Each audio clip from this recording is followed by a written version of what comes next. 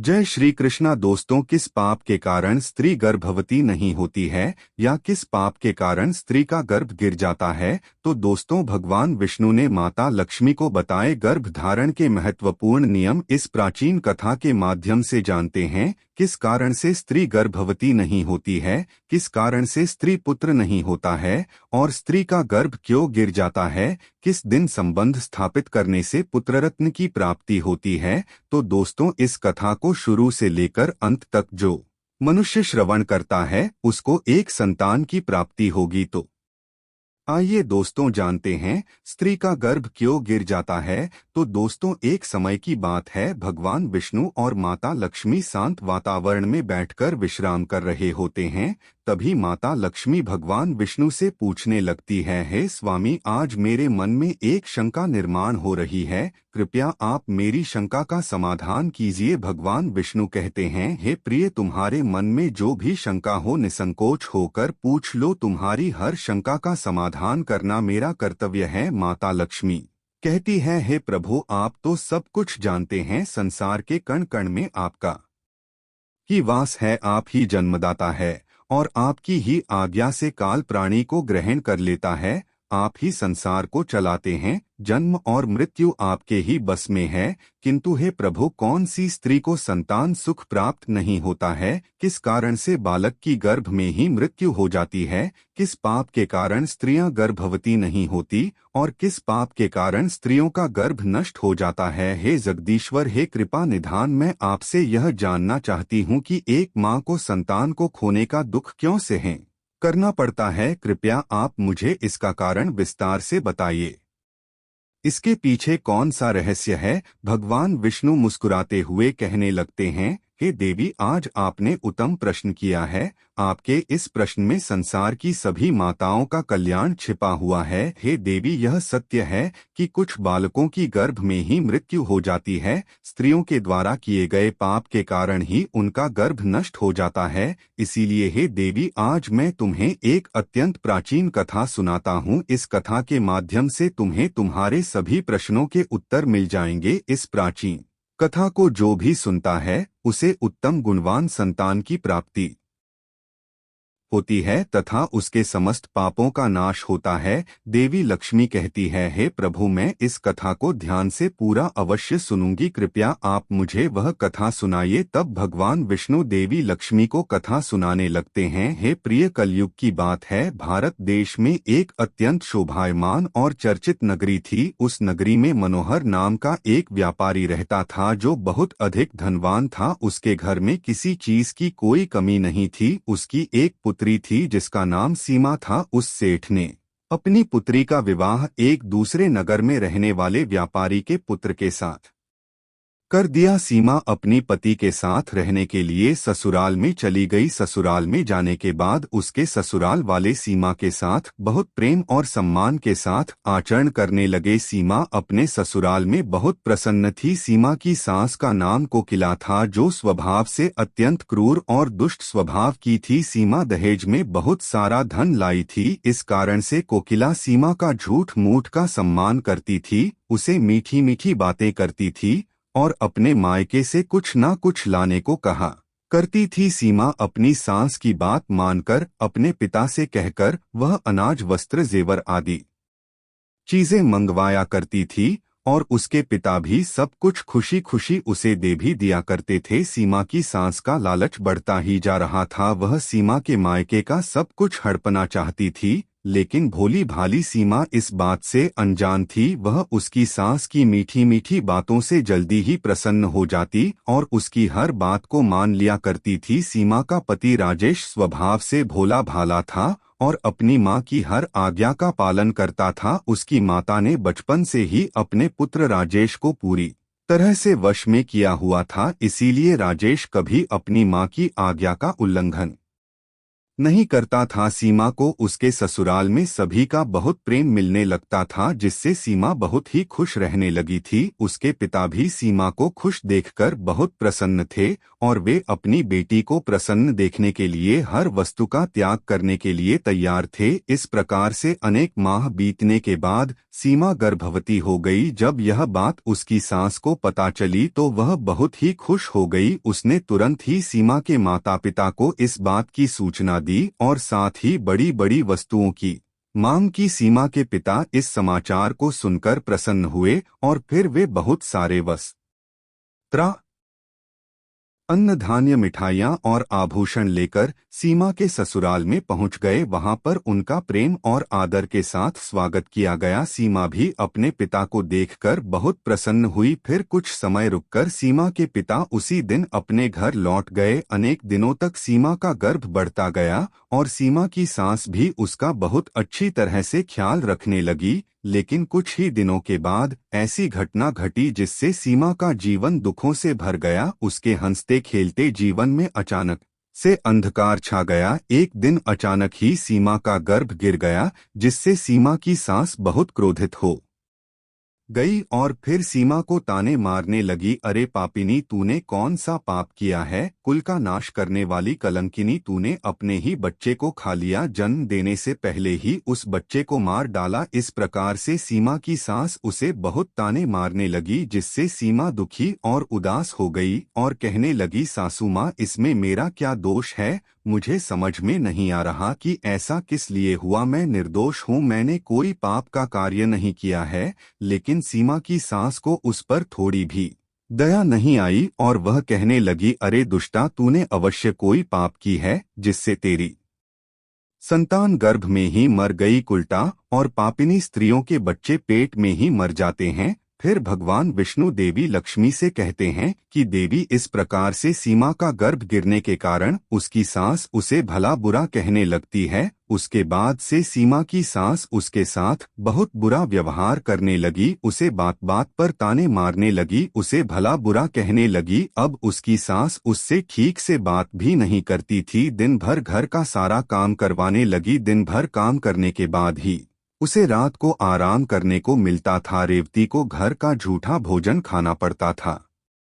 अचानक से अपनी सास का ऐसा बदला हुआ रूप देखकर रेवती को बड़ा डर लगने लगा और वह अपनी सास के सामने आने से भी डरने लगी। फिर और कुछ महीने बीत जाने के बाद सीमा फिर से गर्भवती हो गई, जिससे उसके घर वाले सभी प्रसन्न हो गए। लेकिन रेवती की सास को उतनी खुशी नहीं हुई। वह उसे ताना ही मारा करती थी, एक बच्चे को तो खा गई, पता नहीं अब इसे भी जीवित रखेगी या खा जाएगी, इसका कोई भरोसा नहीं। यह तो डायन है, डायन मेरा बेटा एक चुड़ैल से शादी करके उसे घर पर लाया है। लेकिन सीमा चुपचाप सहन करती रही। इस बार सीमा की सास ने सीमा के पिता को इस विषय में कोई समाचार नहीं दिया और वह चुप ही रही। इधर धीरे धीरे सीमा का गर्भ बढ़ने लगा। सीमा गर्भ धारण की हुई अवस्था में भी घर का काम करने लगी। बहुत काम करके थकने के बाद भी सीमा की सास को उस पर दया नहीं आती थी। इस बार सीमा को 9 महीने पूरे हो गए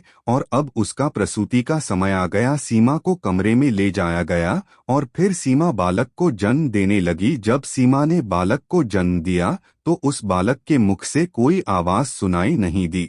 वह बालक कोई भी हलचल नहीं कर रहा था। इस बार सीमा ने एक मरे हुए लड़के को जन्म दिया था। इस बात को सुनते ही सीमा बहुत दुखी हो गई और जोर जोर से रोने लगी। इधर सीमा की सास बहुत गुस्सा हो गई और उसने तुरंत ही सीमा को पकड़कर घर से बाहर निकाल दिया और कहा, अरे दुष्टा पापिनी, तू इस घर में रहने के लायक नहीं है, तू तो चांडाल है, तू मेरे पोते को खा गई, अब तू इस घर में नहीं रह सकती। अगर तू इस घर में रहेगी तो हम सभी को खा जाएंगी। तेरे जैसी अशुभ स्त्री को तो घर में रखना नहीं चाहिए। तुझसे विवाह करके मेरे पुत्र का नसीब ही फूट चुका है। इसीलिए हे पापिनी, अब तू इस घर से निकल जा। अब तू एक पल भी इस घर में नहीं रुक सकती। सीमा रोते हुए कहती है, हे सासू माँ, अब मैं कहाँ जाऊँ? मेरे लिए तो मेरे पति ही सब कुछ है, उन्हें छोड़कर मैं कहाँ जाऊँ? कृपया आप मुझे घर से ना निकालिए। मैं घर के कोने में पड़ी रहूंगी, घर का सारा काम करूंगी। मेरे ऊपर इतना अत्याचार मत कीजिए, मैं मेरे पति को छोड़कर जीवित नहीं रह सकती। सीमा की सास कहती है, हे पापिनी, अगर तू जीवित नहीं रह सकती तो कहीं पर जाकर मर जा, लेकिन अब तुझे इस घर में मैं रहने नहीं दूंगी। भगवान विष्णु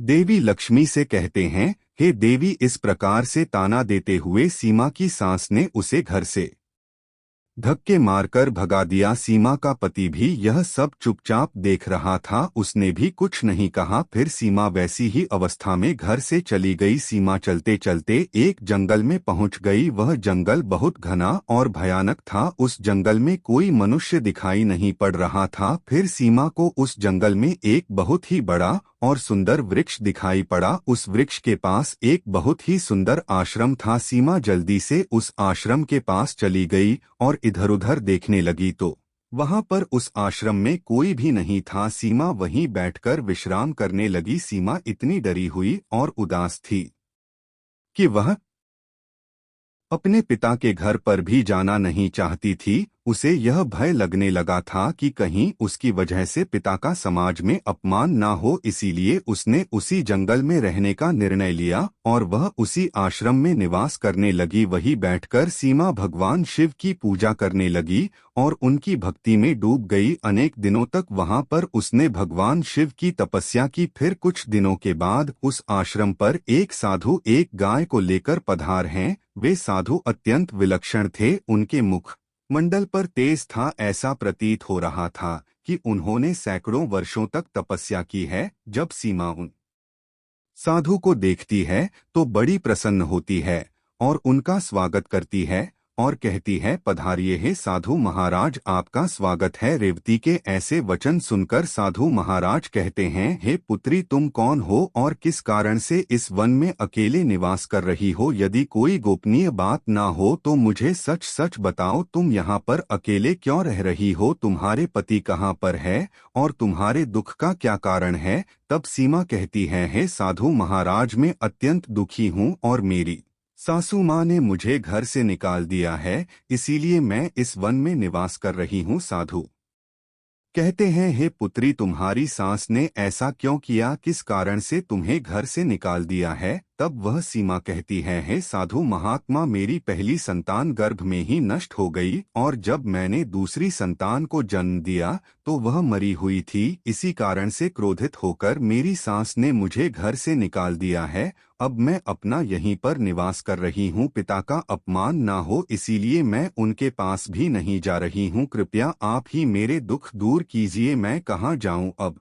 मैं क्या करूं? इस प्रकार से रेवती द्वारा पूछने पर वे साधु महात्मा कहने लगते हैं, हे पुत्री, यह तो बड़े दुख की बात है, किंतु तुम चिंता मत करो, मैं तुम्हें कुछ उपाय बताता हूँ। तुम उस उपाय को करो जिससे तुम्हें उत्तम संतान की प्राप्ति होगी। तुम इस गाय को अपने पास रखो, इसकी सेवा करो। इसकी सेवा करने से तुम्हें उत्तम संतान सुख प्राप्त होगा। अब मैं तुम्हें गर्भ धारण की हुई स्त्री को जिन नियमों का पालन करना चाहिए उस विषय में बताऊं, इसे तुम ध्यान से सुनो। हे पुत्री, किसी भी स्त्री को मासिक धर्म के दौरान पति के साथ संबंध स्थापित नहीं करना चाहिए और पतिकों को स्पर्श भी नहीं करना चाहिए।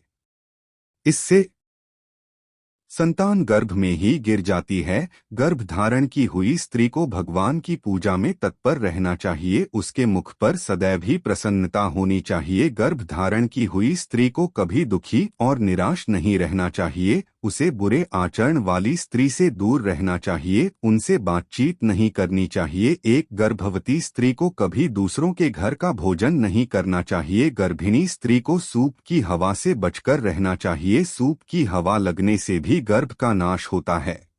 गर्भ धारण की हुई स्त्री को कभी ऐसी वस्तु के दर्शन नहीं करने चाहिए जिसे देखने पर मन में घृणा निर्माण हो। उसे भयानक और डरावनी कथाएं भी नहीं सुननी चाहिए। गर्भिणी स्त्री को अत्यंत गर्म भोजन नहीं करना चाहिए। पहले का किया हुआ भोजन जब तक अच्छी तरह से पच नहीं जाता तब तक दोबारा भोजन नहीं करना चाहिए। जिस स्त्री के बच्चे होकर मर जाते हो अथवा जो स्त्री वंध्य हो, ऐसी स्त्री से संपर्क नहीं करना चाहिए। जो भी स्त्री इन नियमों का पालन करती है वह उत्तम पुत्र को प्राप्त करती है। जो स्त्री इन नियमों का पालन नहीं करती उसका गर्भ गिर जाता है अथवा उसका निरोध हो जाता है। हे पुत्री, अब मैं तुम्हें पुत्र राप्ती का उपाय बताता हूँ, इसे ध्यान से सुनो। मासिक धर्म के समय 4 दिनों तक स्त्री को पति के साथ संसर्ग नहीं करना चाहिए। वह चौथे दिन ही शुद्ध होती है। 1 सप्ताह के बाद वह देवी देवताओं का पूजन करने के योग्य बनती है। संबंध बनाते समय स्त्री और पुरुष के मन में जैसी कल्पना होगी वैसा ही गर्भ उत्पन्न होगा, इसमें संदेह नहीं है। युग्म तिथि वाली रात्रि में सहवास करने से पुत्र होता है और अयुगम तिथि वाली रात्रि हो में सहवास करने से कन्या का जन्म होता है। युग्म तिथि का अर्थ होता है द्वादशी, चतुर्दशी, षष्ठी, अष्टमी, दशमी और अयुमे तिथियां होती है। एकादशी, त्रयोदशी, पंचमी, सप्तमी और नवमी तुकाल में पहले सप्ताह को छोड़कर दूसरे सप्ताह में स्त्रियों को सहवास करना चाहिए। स्त्रियों का ऋतुकाल 16 रात्रियों का होता है। यदि स्त्री मासिक धर्म के बाद 14वीं रात्रि में सहवास करती है तो उस गर्भ से गुणवान, भाग्यवान, धनवान तथा धर्मनिष्ठ पुत्र का जन्म होता है। ऋतुकाल के 5वें दिन स्त्रियों को कटु, तीक्ष्ण और गर्म भोजन का परित्याग करके मधुर अर्थात मीठा भोजन करना चाहिए, क्योंकि स्त्रियों की कोख औषधि पार होती है और पुरुष का बीज अमृत तुल्य होता है। इसीलिए स्त्रियों को सहवास से पहले तीखा, कड़वा और गर्म भोजन नहीं करना चाहिए। वह साधु कहते हैं, हे देवी, इस प्रकार से मैंने तुम्हें संतान प्राप्ति के लिए महत्वपूर्ण नियम बताए हैं। तुम इन नियमों का पालन करो, तुम्हें उत्तम संतान सुख प्राप्त होगा। फिर सीमा कहती है, हे मुनिवर, इस समय पर मेरे पति देव मेरे पास नहीं है, तो मेरा उनसे मिलन कैसे होगा और किस प्रकार से मुझे संतान सुख प्राप्त होगा। साधु महात्मा कहते हैं, हे पुत्री, तुम अभी से इस गौ माता की सेवा करो, तुम्हारा पति स्वयं चलकर तुम्हारे पास आ जाएगा। इतना कहकर वे साधु महात्मा उस स्थान से अंतर ध्यान हो जाते हैं। उन साधु को अचानक से अदृश्य हुआ देखकर सीमा आश्चर्यचकित हो जाती है। उसे समझ में आ जाता है कि साक्षात भगवान ही उसे दर्शन देने आए थे। फिर सीमा नित्य उस गाय की सेवा करने लगती है। रोज सुबह उठकर वह गाय को चारा डालती है और भगवान शिव की आराधना करने लगती है। उधर सीमा के पति को सपने में भगवान शिव आकर उसे दर्शन देते हैं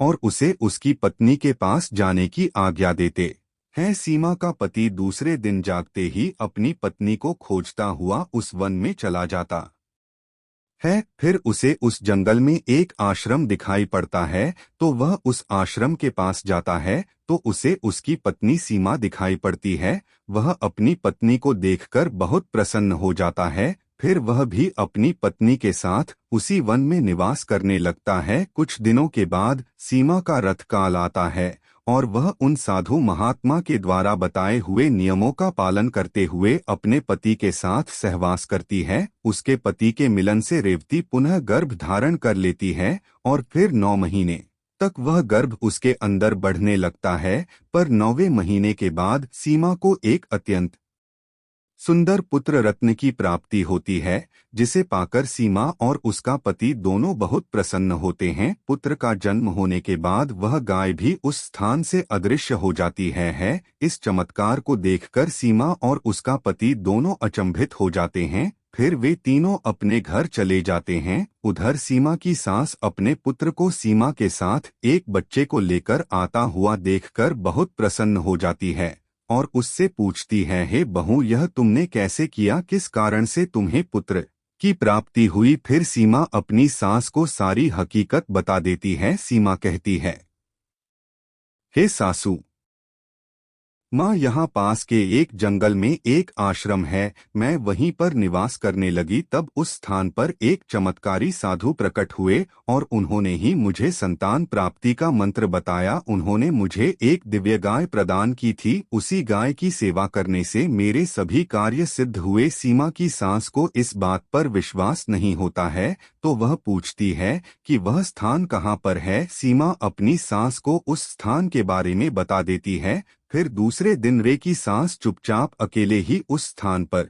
चली जाती है और उस चमत्कारी साधु की राह देखने लगती है। उसके मन में लालच होता है। वह सोचती है कि जब वे साधु आएंगे तो मैं उनसे कोई अनमोल वस्तु भेंट में मांगूंगी। अनेक दिन बीतने के बाद भी वह साधु नहीं आता तो वह बहुत गुस्सा हो जाती है। उसी क्षण उस स्थान से एक राक्षसी जा रही होती है। जब वह राक्षसी सीमा की सास को उस आश्रम के पास खड़ा देखती है तो वह तुरंत उसके पास जाती है और कहती है, अरे वाह, आज मेरे लिए इस जंगल में ताजा ताजा भोजन आया है। आज तो इस बुढ़िया को खाने में बड़ा मजा आएगा। जब सीमा की सास उस राक्षसी को देखती है तो वह थर थर कांपने लगती है और जोर जोर से चिल्लाने लगती है, किंतु उसकी सहायता के लिए उस स्थान कोई नहीं है। फिर वह उस राक्षसी सामने दया की याचना करने लगती है। अरे राक्षसी, मुझे छोड़ दे, मेरा भक्षण मत कर, मैं तो वृद्ध महिला हूँ, मेरा भक्षण करने से तुम्हारा क्या लाभ। राक्षसी कहती है, हे दुष्ट स्त्री, वृद्ध हो या जवान, मैं उसी का भक्षण करती हूँ जिसे विधाता ने मेरे लिए चुना है।